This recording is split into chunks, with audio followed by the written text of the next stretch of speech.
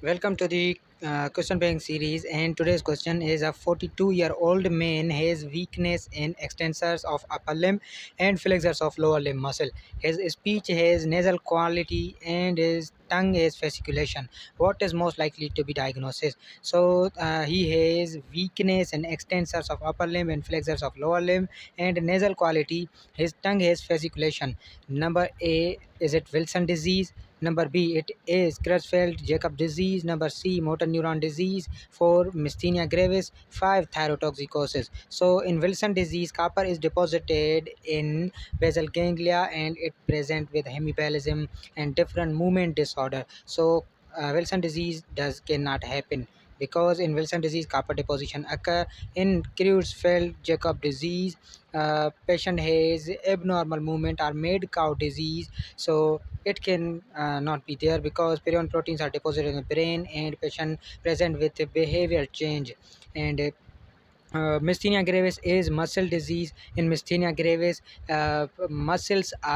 muscles become weak, and we cannot relate with myasthenia gravis to the muscle. And in thyrotoxicosis, patient has palpitation, tremor, and sweating, excessive profuse sweating, having headache, and different signs symptoms which does not correlate with the given question. So the answer may be motor neuron disease because patient has extensors and flexors of limbs problem and fasciculation. So these are typical signs present in motor neuron disease.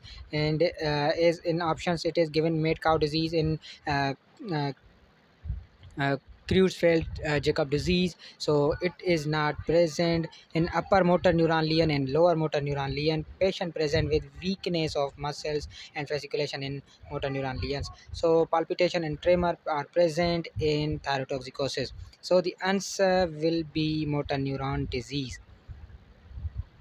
Now, uh, here we look at the motor neuron disease. Is the answer in motor neuron disease. Upper motor neuron sign shows muscle spasticity, lower slow recruitment of voluntary muscles, strengthen and weakness in the extensors of upper limb and flexors of lower limb muscle, and pseudobulbar palsy.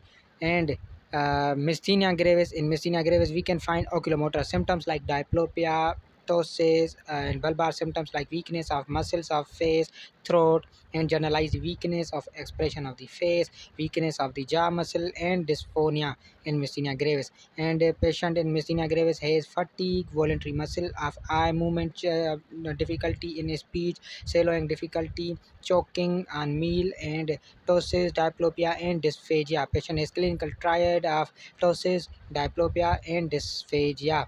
Patient have drooping of upper eyelid known as ptosis, and diplopia having double vision. Patient will have diplopia having double vision, and patient will have dysphagia, difficulty in swallowing any food particle is known as dysphagia. So these are typically present in myasthenia gravis. It is disease of neurons, and present with weakness of the muscle. So the answer of this question is motor neuron disease, whether it may be upper motor neuron or lower motor neuron disease.